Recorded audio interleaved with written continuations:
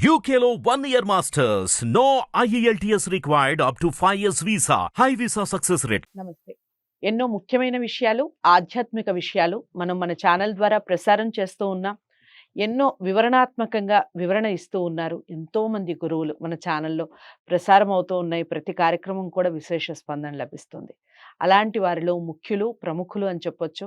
ముఖ్యంగా మన తెలుగు భాష మీద చాలా పట్టున్న వ్యక్తి. ఒక డిపార్ట్‌మెంట్‌కి ఆయన హెడ్‌గా వర్క్ చేసి ఓయూ ద్వారా రిటైర్డ్ అయ్యారు. ఆచార్య మసం చెన్నప్ప గారు.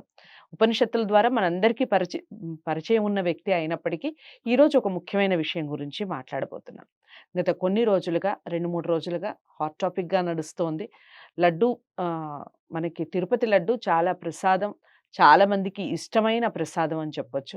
మరి దాంట్లో ఆ లడ్డూ ప్రసాదంలో ఏవో అపశృతులు ఉన్నాయి అని, ఆల్రెడీ దానికి సంబంధించిన ప్రక్షాళన జరగలేదు అని, గత ప్రభుత్వం పట్టించుకోలేదు అని, ఇలా రకరకాలుగా వాదనలు వినపడుతూ ఉన్నాయి. అవి ఎంతవరకు నిజం? నిజంగా అలాంటివి మనం హర్షించదగ్గ విషయమేనా?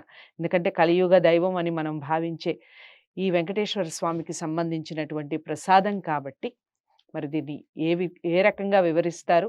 లడ్డూ ప్రసాదంలో ఉన్నటువంటి ఈ అపశృతి మరి వివరణ ఎలా లభిస్తుంది అనేది మసం చెన్నప్ప గారి ద్వారా తెలుసుకుందాం. నమస్కారం అండి. నమస్తే. లడ్డూ ప్రసాదం అనేది మనందరికీ ఇష్టం. అసలు తిరుపతి వెళ్తే తిరిగి వచ్చేటప్పుడు లడ్డు లేకుండా ఎవరూ రారు. ఆ ప్రసాదం ఇస్తే అసలు మహాప్రసాదంగా భావిస్తూ ఉంటారు ప్రతి ఒక్కళ్ళు కూడా. మరి మీరు వివరించండి.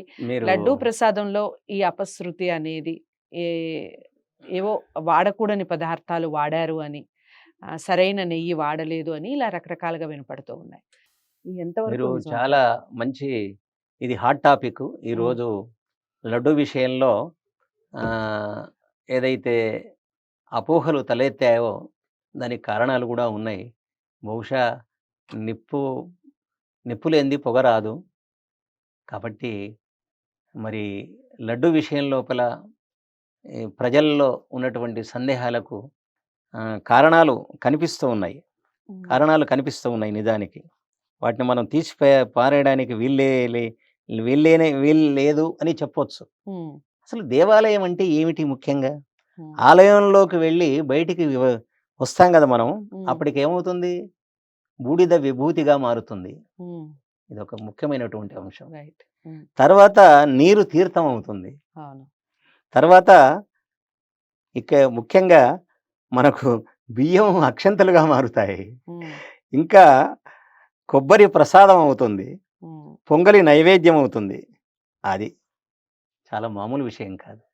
కానీ ఆ ఈశ్వరుని ప్రసాదం ఏదైతే ఉన్నదో, ఆ లడ్డు ఉన్నదో, అది కూడా మారిపోవడం ఏంటి? లడ్డు కాకుండా ఏమండి? అది కూడా మారుతుందా? మారదే. లడ్డు లడ్డే కదా ఏమండి? అది అందరికీ అందే ప్రసాదం కదా. తిరుపతి లడ్డుకు ప్రపంచంలోనే చాలా ప్రసిద్ధి ఉన్నది. విమానాల ద్వారా తిరుపతి లడ్డును విదేశాలకు కూడా పంపే ఏర్పాటు కూడా గత ప్రభుత్వాలు చేశాయి. కానీ ఇటీవల ఏదైతే లడ్డు విషయంలో తలెత్తుతున్నటువంటి విషయాలు ఉన్నాయో, దాంట్లో మామూలుగా ఆవు చాలా పవిత్రమైనటువంటిది, శ్రేష్టమైన ఆరాధ్య దైవం అన్నమాట. ఆవు కంటే పవిత్రమైనటువంటి జంతువు లేదు. మనిషి కంటే కూడా ఆవే పవిత్రమైనటువంటిది. అసలు భగవంతుడు సృష్టి ఆదిలో మనిషి కంటే మొట్టమొదలు ఆవును సృష్టించి ఇచ్చాడు. ఏమండి? అటువంటి ఆవు పవిత్రమైంది. ఆవు పాలు, ఆవు వెన్న, ఆవు పెరుగు, ఆవు నెయ్యి. ఆవు నెయ్యితో స్వచ్ఛమైనటువంటి నెయ్యితో తయారు చేసే లడ్డు కల్తీ అయిందంటే అది ఏమైపోయినట్టు? నిజానికి అది ఆ చేసినటువంటి వాళ్లకు ఇంతంత కాదు, రవరవాది నరకం ఏమైనా ఉంటే వాళ్ళకి ఆ నరకం దొరుకుతుందేమో అని చెప్పడానికి అవకాశం ఉంది కదా. దాని కల్తీ అనేది ఇప్పుడు ప్రతిదీ కూడా మనం దుకాణానికి వెళ్ళి మంచి నూనె ఇవ్వమంటాం, లేకపోతే ఒక అమ్మాయిని చూడడానికి వెళ్ళి మాకు మంచి అమ్మాయి అయితే మేము చేసుకుంటామంటారు. అంతా మంచి అయిపోయింది. ఇప్పుడు లడ్డు విషయంలో కూడా మాకు మంచి లడ్డును ఇవ్వమని భక్తులు కోరే ఒక దురవస్థ కలిగింది అంటే ప్రభుత్వాలు ఎంత నిస్సహాయ స్థితిలో ఉన్నాయో మనకు తెలుస్తూ ఉంది.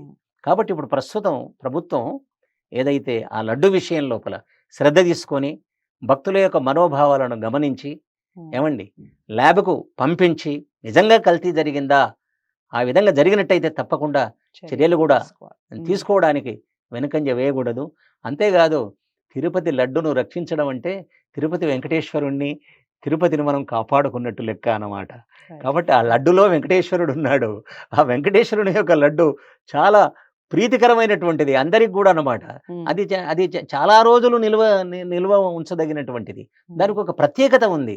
కాబట్టి అందులో కూడా ఏమి కల్తీ చేస్తే మరి ఏమనాలే.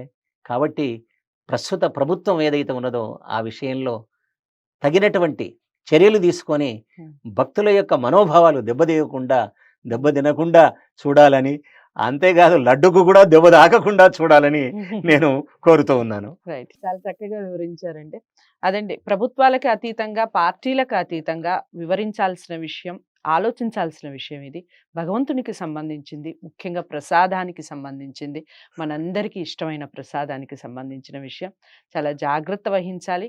గవర్నమెంట్ ఏదైనప్పటికీ గవర్నమెంట్కి సంబంధించిన చర్యలు ఏవైతే ఉన్నాయో, గురువుగారు చెప్పినటువంటి విషయాలు తప్పకుండా చర్యలు తీసుకోవాలి. 100% ఇందులో కనుక స్వచ్ఛత లోపించింది అనేది తెలిస్తే చర్యలు తప్పనిసరిగా తీసుకోవాలి అన్నట్టుగా వివరించారు. ఇక ఈ వీడియోని అందరికీ షేర్ చేసే ప్రయత్నం చేయండి, లైక్ చేసి. లడ్డూ ప్రసాదాన్ని ప్రసాదంగానే భావించాలి అని మనస్ఫూర్తిగా కోరుకుంటుంది ఛానల్. ఈ వీడియోని లైక్ చేసి షేర్ చేయండి, ఛానల్ని సబ్స్క్రైబ్ చేసుకోండి.